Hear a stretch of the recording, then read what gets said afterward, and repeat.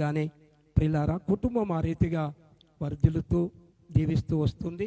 ఈ ప్రాముఖ్యమైన సమయాన్ని ప్రార్థన చేసుకొని ఊపిరి మినిస్ట్రీ నుంచి ఉన్న సునీల్ గారికి ఈ వాక్య పరిచర్యకి ఇస్తాం. ఈ ప్రాముఖ్యమైన విషయాన్ని గుర్తుపెట్టుకోండి. అందరము మోకాళ్ళుని ప్రార్థన చేసుకుందాం. మరి సునీల్ గారు వేదిక పైకి వెళ్తారు. అందరము సప్పట్లతో ఆహ్వానించుదాం. అందరూ సప్పట్లు కొట్టండి. అందరూ దయచేసి. మంచి వాక్య పరిచర్య చేయగలడు దేవుడు. మంచి వాక్య పరిచయారు కాబట్టి ఈ సమయాన్ని ఇస్తున్నాం. ప్రార్థన చేసుకుందాం. అందరము మోకాళ్ళుని కుటుంబం కొరకు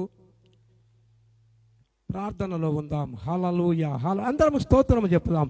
ఆయన చేసిన ఉపకారములను తలంచుకుందాం. ఆయన మహోపకారములు చేసేటటువంటి దేవుడు యెహోవా అందరికీ ఉపకారి అని చూస్తాం. హల్లెలూయా హల్లెలూయా హల్లెలూయా హల్లెలూయా హల్లెలూయా. మన మధ్యన సీమోన్ గారు వాక్య పరిచర్య కొరకు ప్రార్థనలో నడిపిస్తారు. స్తోత్రం స్తోత్రం స్తోత్రం స్తోత్రం. ఆకాశం మహాకాశములు పట్టజాలని గొప్ప దేవా, నీ పరిశుద్ధమైన నీ శ్రేష్టమైన అంతము నుంచి కూడా వచ్చినారు. మరి జన్మదినానికి హాజరైన చేరిన మీ అందరికి కూడా దైవ సేవకులకు, గ్రామస్తులకు, పెద్దలకు, ఆయా ప్రాంతముల నుంచి చాలా ప్రాంతముల నుంచి వచ్చారు. మరి వచ్చిన దైవ సేవకులకే కాదు, కుటుంబీకులు, బంధువులు చేరిన అందరికి కూడా వీరంగూడ నుంచి వచ్చారు. మరి చౌరస్తా నుంచి ఏలియా దైవ సేవకులు అందరూ కూడా, రాజు అయ్య గారిని బట్టి కూడా చేరిన అందరికి కూడా వందనాలు తెలియజేస్తాము. ఈ ప్రాముఖ్యమైన సమయాన్ని సునీల్ గారికి ఇస్తున్నాం. దేవునికి స్తోత్రం కలుగునుగాక. దేవదర్శనాన్ని బట్టి నాకు సమయాన్ని ఇచ్చినందుకు అయ్య గారికి నా ప్రత్యేకమైన వందనాలు. మరి సంగారెడ్డి పాస్టర్స్ ఫెలోషిప్ సేవకులందరూ, పెద్ద పెద్ద వాళ్ళు, నక్షత్ర సమానులు అందరూ వచ్చారు. మీ అందరికీ నా ప్రత్యేకమైనటువంటి వందనాలు. మీ అందరికంటే చాలా చిన్నవాడిని. అదే రీతిగా ప్రజాప్రతినిధులు, గ్రామ పెద్దలు, కుటుంబీకులు, మరి బంధువర్గులందరికీ ప్రతి ఒక్కరు కూడా ప్రభువైన యేసుక్రీస్తు నామములో వందనాలు. మరొకసారి ఈ యొక్క చక్కటి శుభ సమయంలో తమ్ముడు వంశీ తన సతీమణిని దేవుడు ప్రేమించి వారికి ఇచ్చినటువంటి రెండవ సంతానం కూతురుని బట్టి ఈ యొక్క చక్కటి కార్యక్రమాన్ని ఏర్పాటు చేసినటువంటి కృతజ్ఞత గడియను బట్టి కూడా దేవుణ్ణి స్తుతిస్తూ ఉన్నాను. హల్లెలూయా. దేవుని బిడ్డలారా, చాలా ఆలస్యమైంది. కొద్దిసేపు ఒక 5-10 నిమిషాలు మీతో దేవుని వాక్యాన్ని పంచుకుంటాను. చిన్న మాట చదువుకుందాం. 127వ కీర్తన 4వ వచనం నేనే చదువుతాను. యవన కాలమందు పుట్టిన కుమారులు బలవంతుని చేతిలోని బాణము వంటివారు.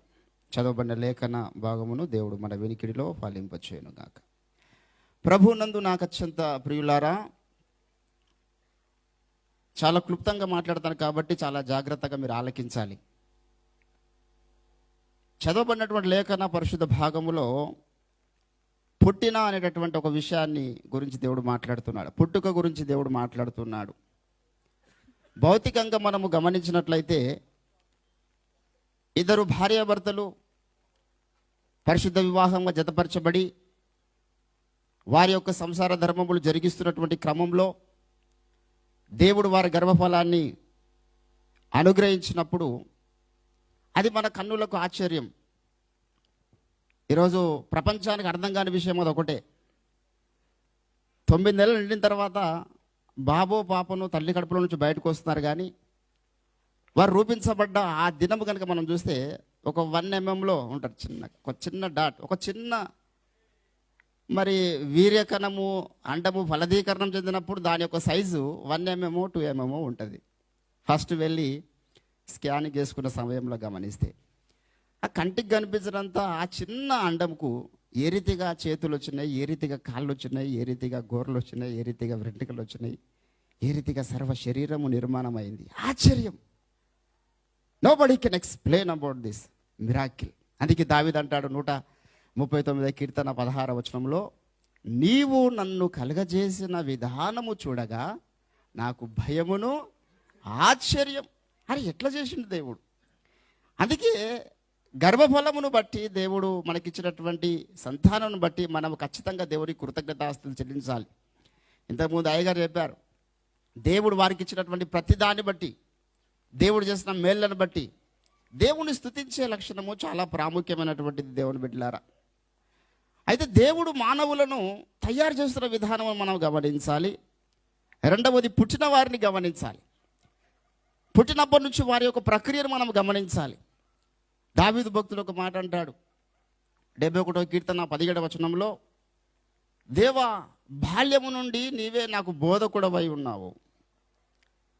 తల్లి గర్భములో రూపించబడ్డ ఆ సమయము నుంచి కూడా దావీదు భక్తుడు అంటాడు, నా తల్లి గర్భములో నన్ను ఉద్భవింపజేసిన వాడవు కూడా నీవే.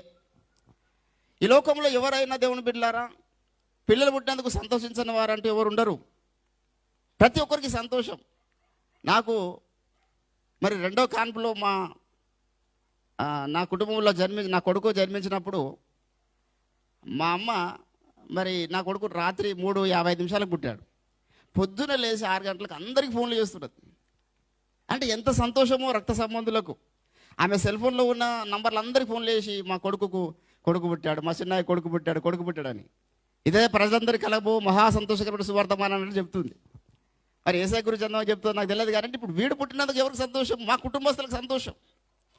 దేవుని బిడ్డలారా, జన్మదినము చాలా ప్రాముఖ్యమైనటువంటిది. బైబిల్ గ్రంథంలో మనం చూస్తే ఎందుకు జన్మదినానికి ఇంత ప్రాముఖ్యతను దేవుడు ఇస్తున్నాడని మనం చూసినట్లయితే, ఒక దినము ఈ లోకంలో మనిషి అనుకునేటటువంటి టైం ఒకటి ఉన్నది. ఏంటంటే నా జన్మదినము లేకపోతే బాగుండు అనుకో టైం ఒకటి ఉన్నది. యోబు అంటాడు 3వ అధ్యాయంలో, నేను పుట్టకపోతే బాగుండే, నా జన్మదినము లేకపోతే ఎందుకు ఆ మాట బైబిల్లో దేవుడు అనిపించాడు యోబు ద్వారా. నేను పుట్టకపోతే బాగుండే అనుకున్న టైం ఎవరి జీవితంలో వస్తుంది అంటే, ఈ లోకంలో పుట్టినటువంటి ప్రతి మానవుడు కూడా మరలా యేసుక్రీస్తు రక్తమందు విశ్వాసం ఉంచి నమ్మి మారుమనసు పొంది బాప్తిసం పొంది నూతన జన్మ పొందకపోతే వాడు అనుకునే టైం ఒకటి వస్తుంది ఖచ్చితంగా. ఎప్పుడు అనిపిస్తుంది అన్న మాట? ఈ లోకయాత్ర ముగించిన తర్వాత, ఈ లోకంలో తుది శ్వాస విడిచిన తర్వాత అప్పుడు అనుకుంటాడు, ఇంకో స్థలంలో కళ్ళు తెరిచిన తర్వాత, అరే నేను ఈ జన్మ పుట్టకపోతే బాగుండే. ఎందుకు ఆ మాట అంటారు? ఆ మాట అనగల కారణం ఏంటంటే, ఒక వ్యక్తి నరకంలో పడ్డప్పుడు అనేటటువంటి మాట అది.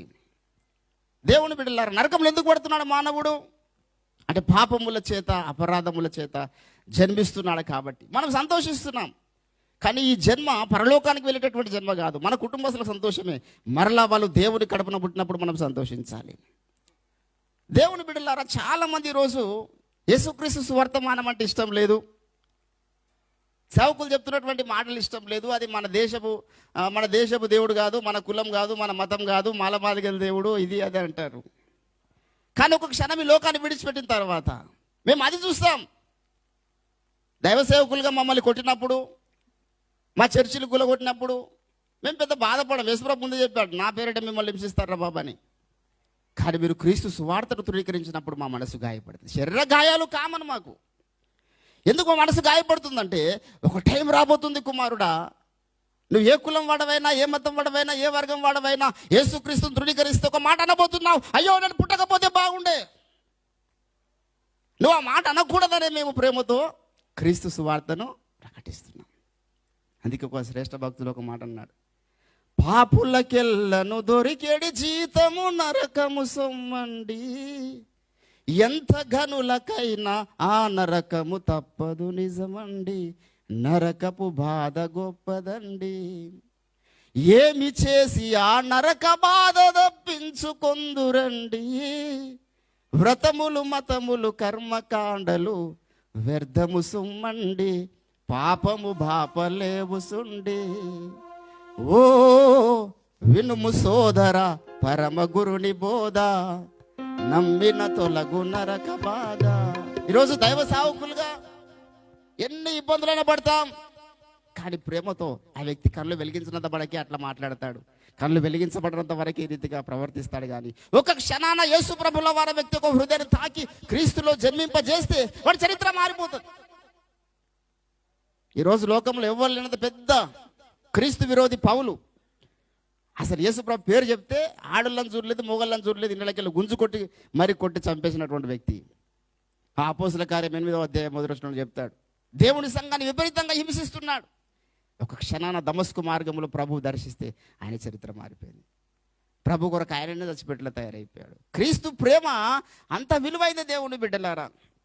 ఈరోజు చాలామంది ఈ జన్మదిన సందర్భంగా దేవుడు మనతో మాట్లాడుతున్న మాట ఏంటంటే, పుట్టినటువంటి ఈ జన్మను బట్టి మీరు సంతోషిస్తున్నారు, పలానా వర్గాన్ని బట్టి, పలానా లింగము, నేను మొగనుగా పుట్టాను, నేను స్త్రీగా పుట్టాను, పలానా కులంలో పుట్టాను, పలానా మతంలో పుట్టాను, పలానా జాతిలో, పలానా దేశం, ఏదని అనుకోవచ్చు నీకు గర్వించడానికి. ఏ కారణాన్ని బట్టి నువ్వు గర్వించు, డజంట్ మ్యాటర్. కానీ నువ్వు క్రీస్తులో జన్మించకపోతే, నువ్వు క్రీస్తు రక్తాన్ని తృణీకరిస్తే ఒక టైం రాబోతుంది. యోబు గ్రంథం 3వ అధ్యాయంలో అనే ఆ మాట అది గుర్తుపెట్టుకోవాలా. నేను చాలామంది చెప్తాను, ఎంతోమంది నేను క్రీస్తు వార్త ప్రకటించినప్పుడు నా ముందే దూషిస్తారు. నేను అనుకుంటా, బాబు ఇప్పుడు అర్థమయ్యే సబ్జెక్ట్ కాదు అయింది నీకు. ఒక క్షణాన గుండె అయిన తర్వాత అర్థమయ్యే సబ్జెక్ట్ యేసుక్రీస్తు గురించి. అప్పుడు అనుకుంటావు ఈ లోకంలో నువ్వు అనుకున్న ఇవన్నీ ఏం పనికిరావు, అప్పుడు ఏవి నిన్ను కాపాడలేవు.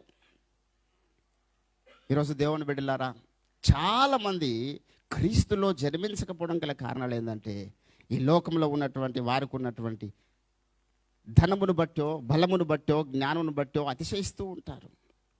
అందుకే ఒక ఆయన అంటాడు, మనిషికి తన మనసే, ఎవరో కాదు, ఎవరంట, మనిషికి తన మనసే చెరసాలరా, మమతలు మమకారాలే బంధాలురా, వల్ల కాటి వరకేరా భవబంధాలు, నీ కల్లానికి చేరవురా అనుబంధాలు, కళ్ళనైనా కళ్ళలు మానుకో, ఎల్లవేళల ప్రభుని వేడుకో, 3 నాళ్ళ ముచ్చట కోసం ఈ మనిషి పడే తపన చూడరా.